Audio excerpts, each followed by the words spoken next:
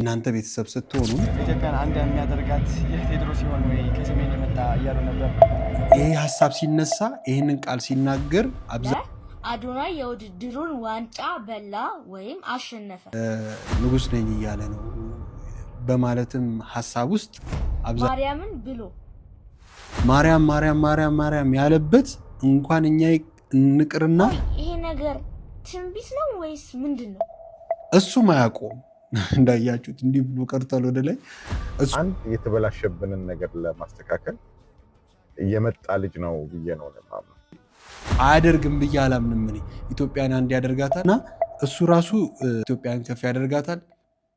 የተበታተነው ማንነታችንን አንድ ያደርጋል አምናለሁ። አዶናይ ሶሎነ ብቻ አይደለም ሌላም ሰው ቢሆን ኢትዮጵያን አንድ ማድረግ እፈልጋለሁ ካለ በዚህ ጊዜ እንቀበለዋለን። ልቤም በጣም ተነክቷል ስላየሁት ማለት ነው። እውነቴን ነው የምልህ።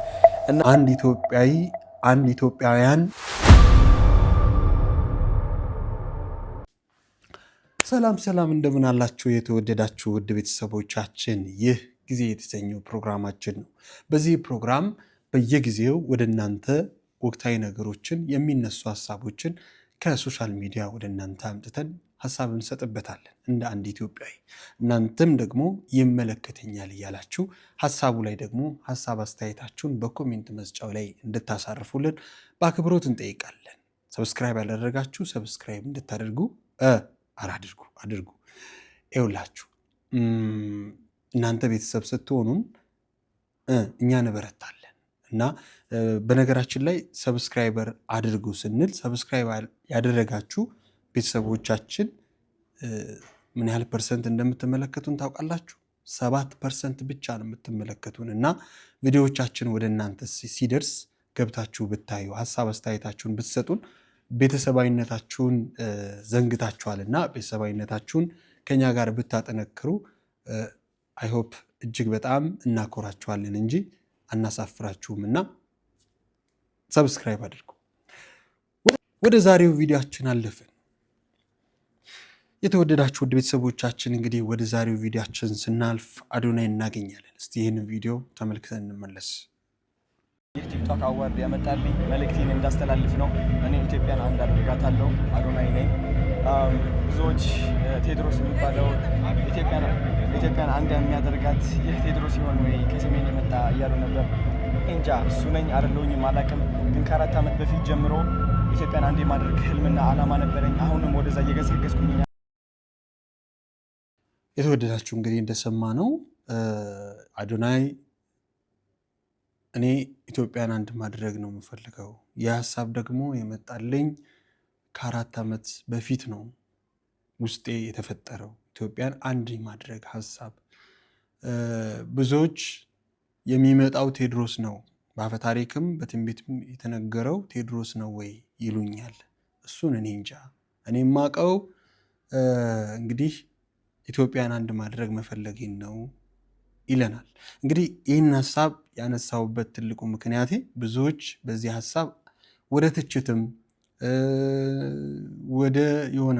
ወደ አላስፈላጊ ሀሳቦች እየወሰዱትም ይገኛሉ። አንተነህ እንደ ቴዎድሮስን ብሎ ወደ ማላገጥ። ምክንያቱም አዶናይ እንግዲህ ስናቀው ወይም ሲመጣ ራሱን ግልጽ አድርጎ ከሱስ ውስጥ እንግዲህ ስለ ሴጋ አውርቶ የመጣ ልጅ ነው እና አብዛኛዎቹ አዶናይን የሚንቁበት አይምሯቸው አሁንም አልተቀየረም እና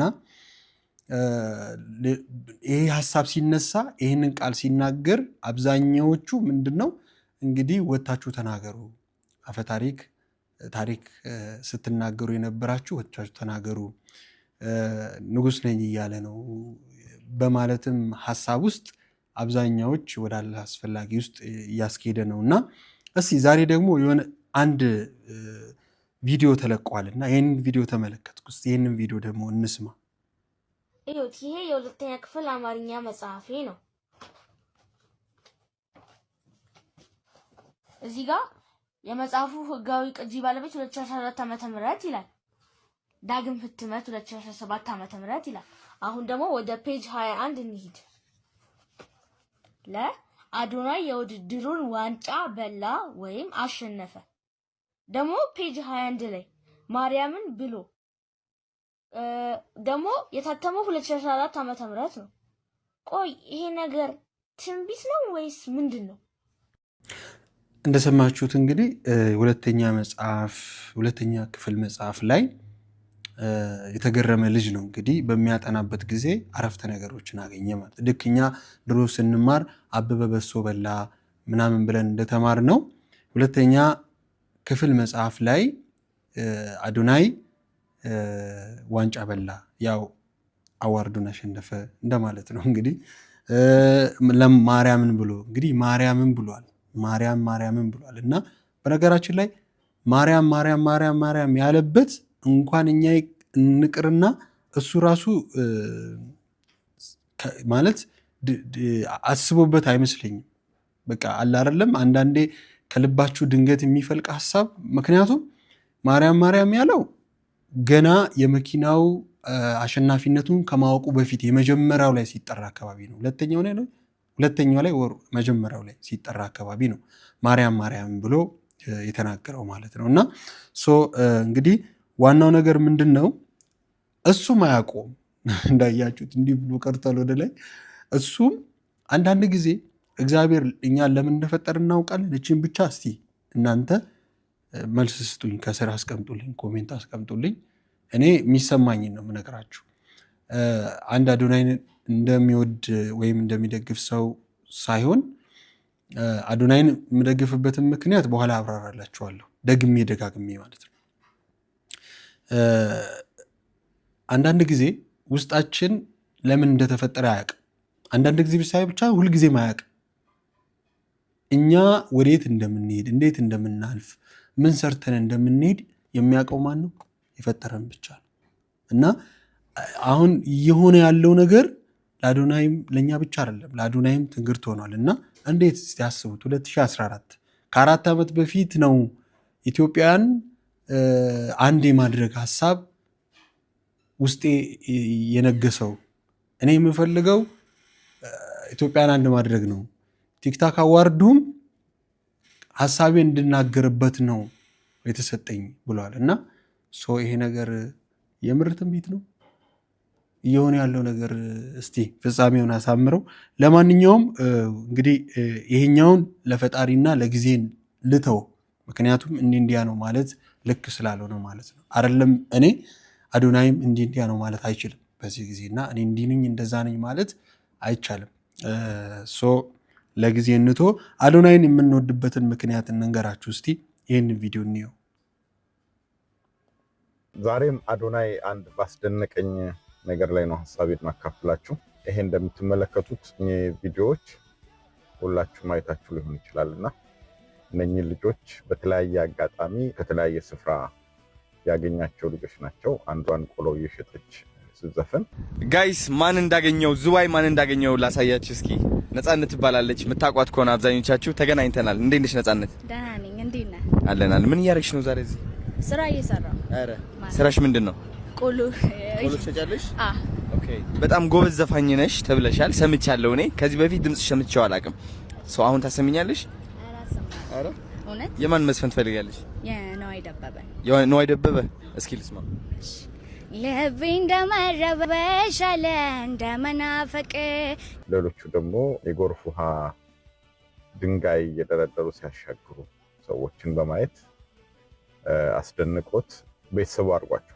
ተመልከቱ፣ መንገዱ ላይ ማለት ነው ውሃ እያለፈ ነው።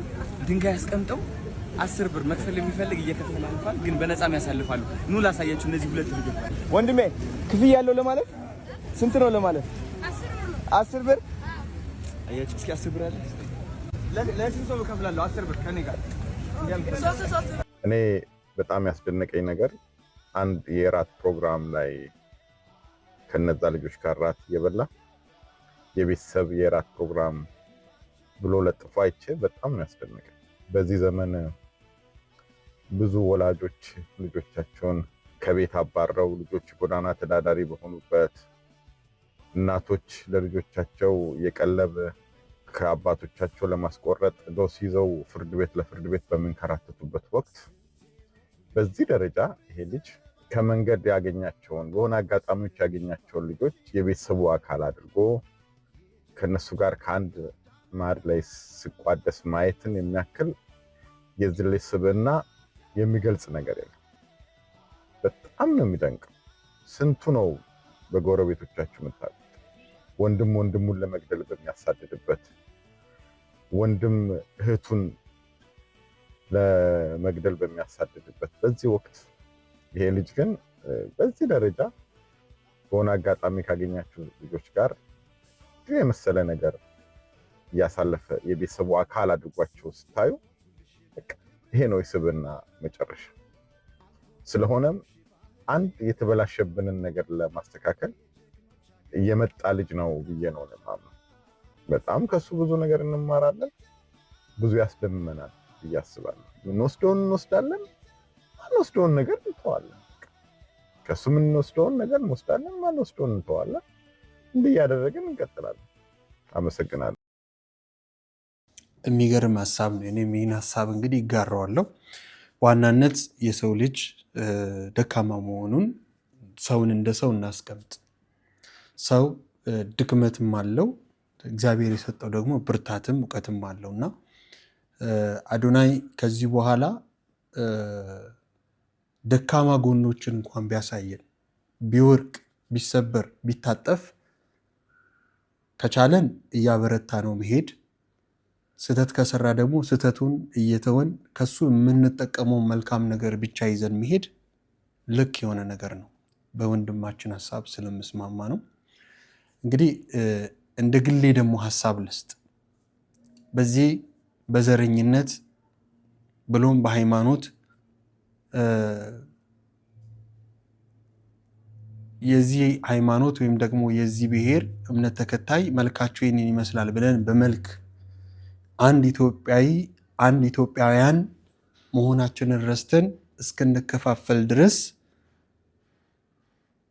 ህዝብ መንግስትን ሳይሆን እግዚአብሔርን እያማረረ በህይወት ውጣ ውረድ ውስጥ ተማሩ የምንላቸው ዲግሪ ብሎም ከዛ በላይ በውጭ ሀገራት ሰርተው መጡ የምንላቸው ሰዎች በብሔር አረንቋ ውስጥ ጥበት ውስጥ ራሳቸውን አስቀምጠው በዚህ በሶሻል ሚዲያ ላይ ቁጭ ብለው እናት አባት ቤተሰብን በታትነው እነሱ በሚናገሩት ብዙዎች ሞተው ብዙዎች ከቤተሰብ ውጪ ቀርተው በአዲስ አበባ ጎዳና ላይ ብዙዎች ለልመና እናቶች ልጆቻቸውን ጨቅላ ህፃናቶችን አቅፈው ሲለምኑ ብዙዎች በዚህ ዘመን ተማረን ብለው ብዙዎችን በሚያሰቃዩበት ከአንደበታቸው በሚወጣ ለብዙዎች ሞት ሆነው በተገኙበት ጊዜ ማንነቱን ሳይደብቅ ኃጢአቱን ሳይደብቅ ነውርም ቢሆን ነውሩን ሳይደብቅ የነበረበትን የሄደበትን በወጣትነት ሁላችንም አልፈን ሁላችንም አሁን በወጣትነት ያለፍንበትን ሁኔታ እንናገርም ሀቅ ለመናገር እና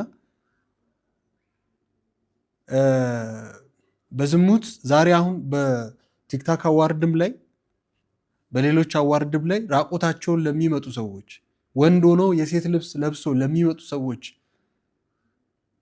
ተጠያቂው ማን እንደሆነ ታውቃላችሁ? ከፍ ሲል መንግስት፣ ዝቅ ሲል ህዝብ ነው።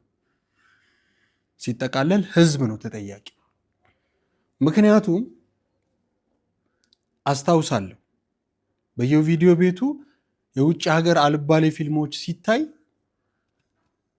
ለምን ቁጥጥር አልተደረገም? በአንድም በሌላ መንገድ ትውልድ ከእጃችን እያመለጠ የነበረውና ዛሬ ላይ ደረስነው በእኛ በህዝብ በመንግስት ቸለተኝነት ነው። ይሁን ያለፍነውን አልፈን መተን የተፈተንበትን ሁኔታዎች ተፈትነን ዛሬ ላይ ደርሰናል። ዛሬ የምናያቸው እያንዳንዱ ነገሮች ሁላችንም ተጠያቂ መሆን መቻል አለብን። ወደ ዋናው ነገር ስመለስ የራሱን ነውር ያለፈበትን ነገር ሳይደብቅ በፊት ለፊት በተለይ በዚህ ሁኔታ ውስጥ ለታሰሩ ሰዎች አይ ይሄ ድርጊት የዲያብሎስ ነው መንቃት አለባችሁ፣ ዲያብሎስ እንዲህ አድርግ ይላችኋል፣ ከዛ አትብሻ አትበሉት እያለ ዛሬ ላይ ደግሞ ሁላችንም እንግዲህ አጨብጭበንለት ከአንድ ወር በፊት ከትክተ ነው ሳንሰማ አንዳንዴ የምንፈርደው ነገር አለ። በተቆራረጠ ቃላቶች ብቻ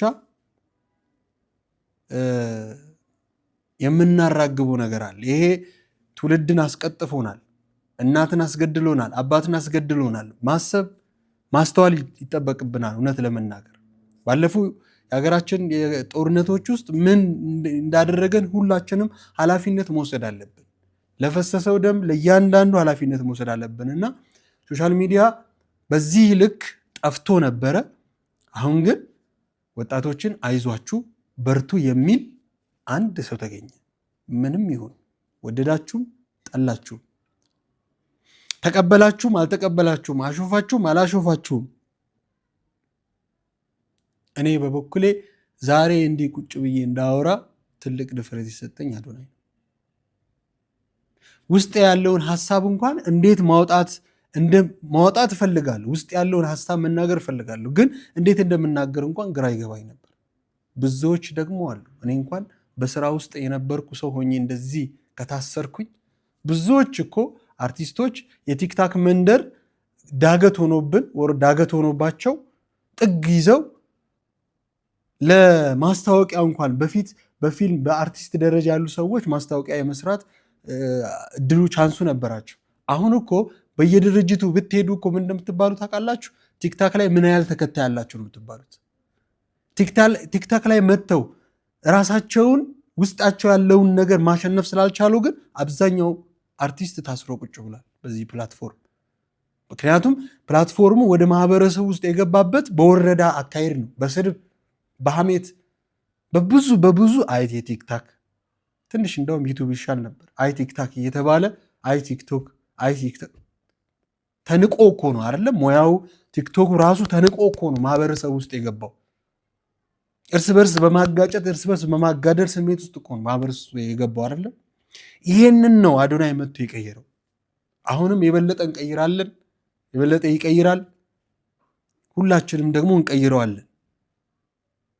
ከዚህ በፊትም እንደተናገርኩት ሀገራችንን የምናነሳው አንድነታችንን የምንፈጥረው ክፋትን፣ ሌብነትን የምንጠየፈው የምናወጣው ከማህበረሰባችን ውስጥ ነቀዝ ሆኖ የገባውን የምናወጣው ራሳቸው በሰሩት በሶሻል ሚዲያ ክፋታቸውን መልሰን እንሰጣቸዋለን እንጂ ክፋትን ይዘን እኛ ኢትዮጵያን አንቀመጥም ማለት ነው። ስለዚህ አዶናይ እጅግ በጣም አስገራሚ እጅግ በጣም የሚገርም ልጅ ነው። ሁላችሁም ወደዳችሁም ጠላችሁም ጣፈጣችሁም አልጣፈጣችሁም ተቀበሉት። እሱ ራሱ አያቅም። እግዚአብሔር ዓላማ አለው። እግዚአብሔር በተናቀ በወረደ ሰው መስራት ይችላል። ይህንን በደንብ ጠንቅቀን እናምናለን። ራሱን ባለቤቱ በበረት ውስጥ ነው የተወለደው፣ የዓለም ንጉሥ፣ የዓለም ፈጣሪ። ስለዚህ ይሄ ልጅ አያደርግም ብዬ አላምንም። እኔ ኢትዮጵያን አንድ ያደርጋታል፣ ኢትዮጵያን ከፍ ያደርጋታል፣ የተበታተነው ማንነታችንን አንድ ያደርጋል አምናለው። ቅድም መግቢያ ላይ እንዳልኩት ሰው ነው። እንደ ሰው ሲያጠፋ ጥፋቱን ሳናጋንን እያረመን ጥሩ ጥሩ ነገሩን እየተቀበለን መሄድ አለብን። አዶናይ ስለሆነ ብቻ አይደለም፣ ሌላም ሰውም ቢሆን ኢትዮጵያን አንድ ማድረግ እፈልጋለሁ ካለ በዚህ ጊዜ እንቀበለዋለን። ትውስታችሁን ወደኋላ መልሳችሁ ኢትዮጵያ ለዘላለም ትኖራለች ተብሎ ተነግሮን ነበር አይደለም እንዴ? ሆ ብለን ወጥተን ዛሬ ደግሞ መልሰን ስራ መስራት ከብዶን እርስ በርስ የምንበላለው። ስለዚህ ይህንን ሀሳብ ውደዱት፣ ባትወዱትም ተቀበሉት። ቀጣይ ቪዲዮ ላሳያችሁ ወደድኩኝ። እንግዲህ ከአዋርዱ በኋላ አዶናይ አስገራሚ ነገሮችንም ይዞ ቀጥሏል ማለት ነው። ለሱራ እንግዲህ ይህንን ቪዲዮ እንስማ። ሱራጃ ወንድሜ ይህ ቪዲዮ አይቼዋለሁ፣ ልቤም በጣም ተነክቷል ስላየሁት ማለት ነው። እውነቴን ነው የምልህ እና በጣም ጎበዝ ሰው ነህ፣ በጣም አሪፍ ሰው ነህ። አንድ ቀን ደግሞ ፖስት ያልከው ቪዲዮም አይቼዋለሁ እኔን ታግ አድርገህ ማለት ነው። እና አይዞህ ልልህ እፈልጋለሁ። ይህ አዋርድ አሸነፍክ አላሸነፍክ ምንም ልዩነት የለውም። በልብህ አንተ አሸናፊ እንደሆን ካመንክ ምንም የሚጎልብህ ነገር የለም፣ ማሸነፍም አይቀርም ወንድም አለም። እና ይህን በማስመልከት ማለት ነው እኔ ካሸነፍኩት 100,000 ብር ላንተ መስጠት ፈልጋለሁ። ቢካዝ አሸናፊ እንደሆንክ በልቤ ጠንቀቄ ስለማቀው 100,000 ብር ልሰጥ ፈልጋለሁ ወንድም አለም። እወድሃለሁ። ስልክ ቁጥር በውስጥ ጻፍልኝ፣ ሜሴጅ አድርጌልሃለሁ። አሁን እወድሃለሁ። ቻው። ይሄው ስራውን ቀጥሏል ማለት ነው። ያለቀሰውን ያነባውን በአዋርዱ ቀን ውርደት የተሰማውን ልጅ ሱራን እንግዲህ 100,000 ብር ሊሰጠው ቃል ገብቶለታል። እንግዲህ ይሄ ነው ኢትዮጵያዊነት። ዋጥ አድርጉት። ሌላ ደግሞ ልጨምርላችሁ ቤተሰብ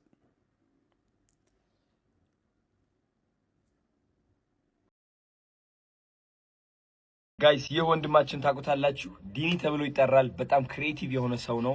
የሚሰራቸው ቪዲዮዎች በጣም ነው የሚመስጡኝ። ልጁ ማለት ነው ክሬቲቪቲ እውቀት ከመዝናናት ጋር አያይዞ ማለት ነው እያስተማረ ያለው ወጣት ነውና እኔ ደግሞ ከቲክቶክ አዋርድ መሸለም ያለባቸው አንድ ወጣት መበረታታት ያለበት አንድ ወጣት እሱ ነው ብዬ ነው ማስበው።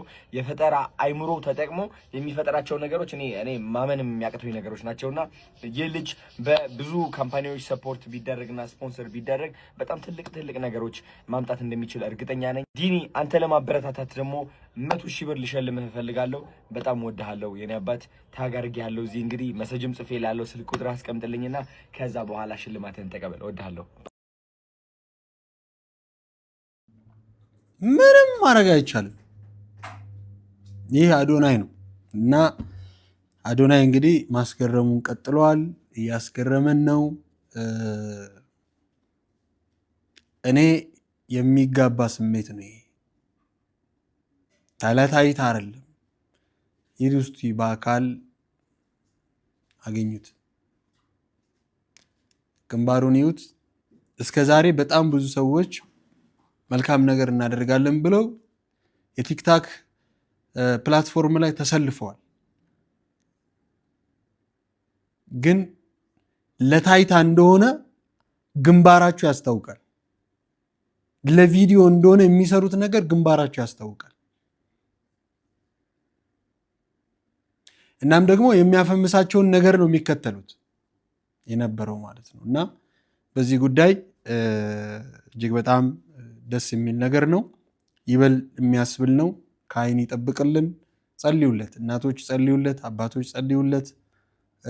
ይህ ልጅ እጅግ በጣም ትልቅ ነገር መስራት ይችላል። ደስ ብሎናል እኛ በዚህ ጊዜ። አይዟችሁ፣ በርቱ፣ እንደዚህ ስሩ፣ እንደዛ አድርጉ የሚል ወጣት ነው የሚያስፈልገን እንጂ ተጋጌጦ ወይ ደግሞ ተጋጌጦ የተቀመጠ ጌጥ አያስፈልገን። ህመማችንን የሚያዳምጥ አካል ነው የሚያስፈልገን። ስሜታችንን የሚጋራ አካል ነው የሚያስፈልገን። አይዟችሁ በርቱ የሚለን አካል ነው የሚያስፈልገን እና ከልብ ነው የምናመሰግነው።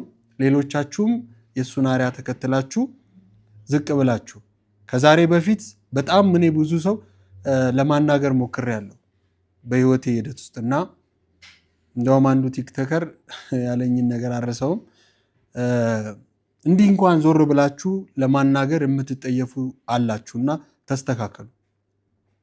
አሁን ክፉ የሚቀበርበት ጊዜ ላይ ደርሰናል። ክፉዎች ጊዜ የላቸውም። በሶሻል ሚዲያ ውስጥ ጥርት ብለው የሚወርቁበት ዘመን መጥቷል። ይህንን ደግሞ በስትክክል በተግባር ታዩታላችሁ። መልካሞች ወደፊት ለፊት ወጥተው ለሀገራቸው ለራሳቸው መልካም ነገር የሚሰሩበት ጊዜ ላይ ደርሰናል ማለት ነው እና መልካም ነገር እንስራ። ሀገር ከኛ የምትፈልገው ማናከስ ሳይሆን ማጣላት ሳይሆን መልካሙን ነገር ማሰብ ነውና ሀሳቦቻችንን ወደ ጠረጴዛ አምጥተን ተነጋግረን አንድ እንሁን። በአንድነት ላይ መተጋገዝ፣ በመተጋገዝ ላይ ፍቅር፣ በፍቅር ላይ ደግሞ አስቡት እንግዲህ እንዴት እንደሚያምርብንና ወደ ቀጣዩ ቪዲዮአችን እንግዲህ አለፈን። አዶናይ እጅግ በጣም አስገራሚ ነው፣ ቆንጆ ነገር ነው። ወደ ቀጣዩ ቪዲዮአችን እናልፋለን። እንግዲህ ወደ ቀጣዩ ቪዲዮአችን ደግሞ ስናልፍ እጅግ በጣም እንግዲህ አዶናይ አሁንም እጁ አለበት ባይዘዌ ፕሬዚዳንት ሆኗል። በተለይ የሶሻል ሚዲያ ማህበሩ አዲስ የኢትዮጵያ ሶሻል ሚዲያ ማህበር ተቋቁሟል እና በዚህ ማህበር ላይ ፕሬዝዳንት ነው። ትናንትና እጅግ በጣም ይበል የሚያስብል ነገር ደግሞ ተሰርቷል። ይህም ቶማስ ወንድማችንን እንግዲህ እኔም ቪዲዮ ሰርቼበት ነበረ። ሀሳቡን መልካም እንዲሆን ተመኝቼ ነበረ። ታርቋል ማለት ነው። እርቅ ተፈጽሟል። ሽምግልና እንግዲህ እስቲ ይሄንን ቪዲዮ የሽምግልናውን ቪዲዮ እንመልከት። አጋጭቶ የሚያጣበቅ ፍቅር ይስጣችሁ የሚል ምርቃት ሰምቼ ነበርና እንኳን ተጋጫችሁ ለመልካም ቀይሩት። ኔጌቲቭ ኢነርጂ ምን ያህል ሰው በኢምፓክት እንደፈጠረ አይታችኋል። ቅድም ስንገባ የነበረው አካባቢ ጀምሮ። ስለዚህ ስትጣሉ የነበረውን ደግሞ ስትፋቀሩ ቅድም እንዳለው ኮላብ ቢደረግ ደግሞ ብዙ ነገሮች መስራት ይቻላል። እዚህ ደግሞ ከካሜራ ጀርባ ያላችሁ በጣም አድርገን እናመሰግናችኋለን። እናንተ ባትኖሩ ይሄ ነገር የመሆን እድሉ በጣም አናሳ ነው። ያው ከእግዚአብሔር ቀጥሎ እናንተ ናችሁና ሁላችሁ በተለይ ደግሞ ሶሻል ሚዲያ ላይ ያላችሁ ኮሜንታተሮች በተለምዶ እባካችሁ ኔጌቲቭ ነገር ሲሆን ነገሮችን ለማረጋጋት አትሞክሩ። ቆም ብላችሁ ነገሮችን ወደ ሰላም የሚሄዱበትን መንገድ ፍጠሩ እባካችሁ አደራ። ነገም በእናንተ ቤት ይገባል፣ ነገም በእናንተ ቤተሰብ ይደርሳልና ኮሜንት ከማድረጋችሁ በፊት ትንሽ ደቂቃ ወስዳችሁ አሰብ አድርጉ። ይኸው እናንተ ትናንት አባላችሁ በምትችሉት መጠን እነሱ ዛሬ ፍቅር ሆነዋል። እነሱ የመጀመሪያዎቹ አይደሉ። ሶሻል ሚዲያ ላይ ጸብ በተነሳ ቁጥር ሁሌ ነገሮች የምታራግቧላችሁ ዞር ነው ሲገጠሙ የምትሉት የላችሁምና እባካችሁ ከአሁን በኋላ የምታሩት ነገር ኃላፊነት ወሰዱ። እናንተ ደግሞ ጊዜ ላክልኝ። ከዚህ በላይ ደግሞ ብዙ አብራችሁ ለመስራት ያውቃችሁ።